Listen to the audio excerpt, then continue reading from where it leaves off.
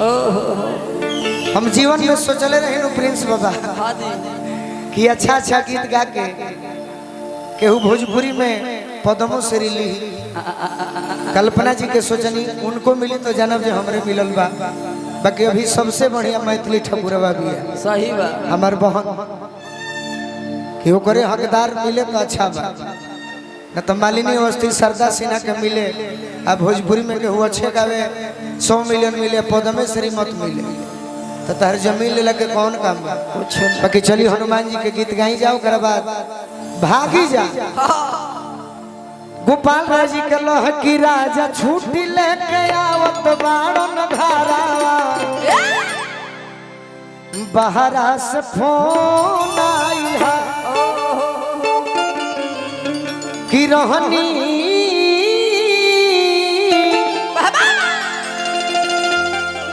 रहनी कहे बजाव तर डटैबा हमरा से लागत उनका घरे लइका गइल बा कि रहनी जाए के न जाई बनाई हारा, बहरा से फोन आई। हालांकि मेहरुए लय हई सुनिले फलाना के मौगी 3 गो साड़ी पहिरेली, अब लाल का पियर का हरियारा का। हाय सिया राम के हरि एगो चंदन चंचल बड़ी सुंदर गायक है, हमकर हम फैन है। हां जी वो गीत गले बड़े कि हरियर टिकुलिया लहरदार टिकुली सटले वाली बाकी हनुमान जी से कहल जाओ, अपना खाती कहल जाओ।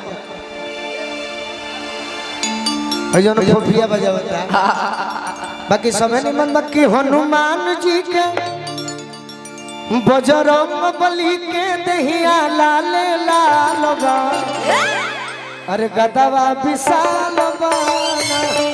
बजरंग बली के दहिया लाल लाल बा गदवा विशाल बाना, बजरंग बली के दहिया लाल लाल बा, गदवा विशाल बाना।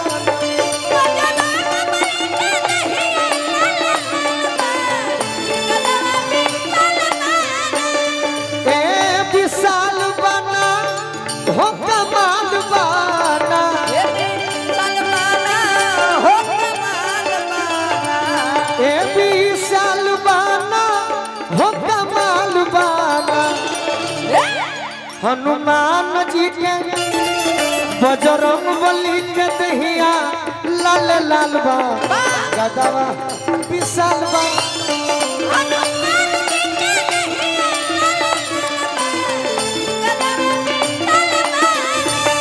बजरंग बली के दहिया लाल लाल बा, गदवा विशाल बा।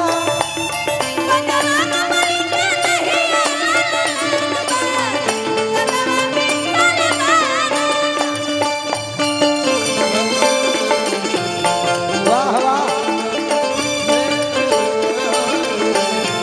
एक बार बोली बजरंग बली की।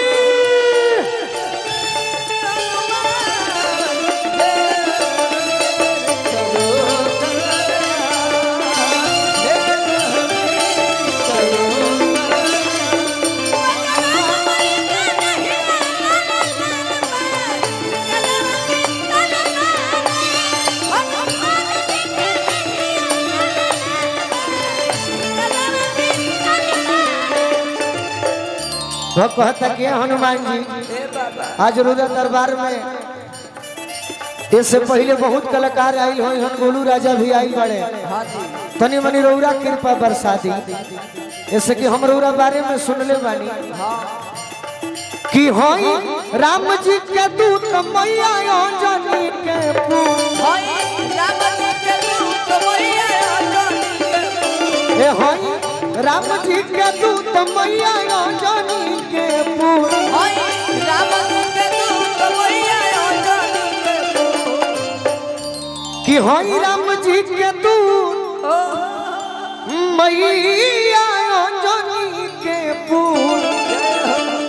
गिरौरा लीला राप चंदन लाले लाल बा, गदवा विशाल बा।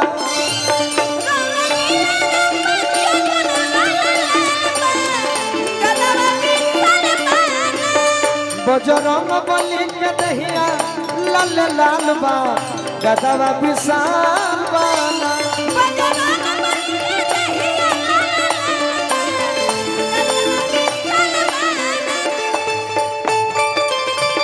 वाह वाह जय हो प्रिंस बाबा इहो रे व्यवस्था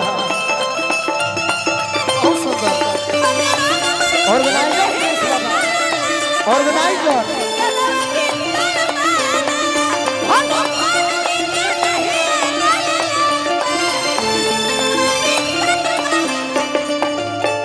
कि रौरा लंका में गोइनी जाके सिया सुधी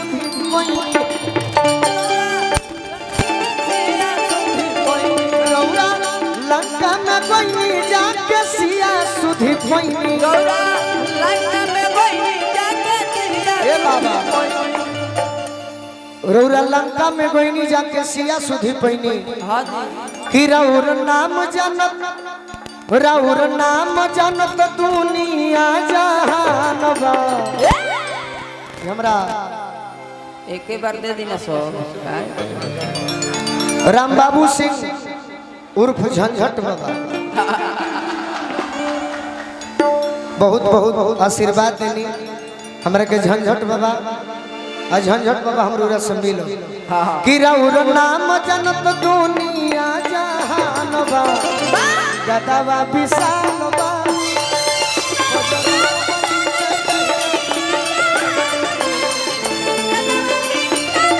ए विशाल बना हो कमाल बना ए विशाल बना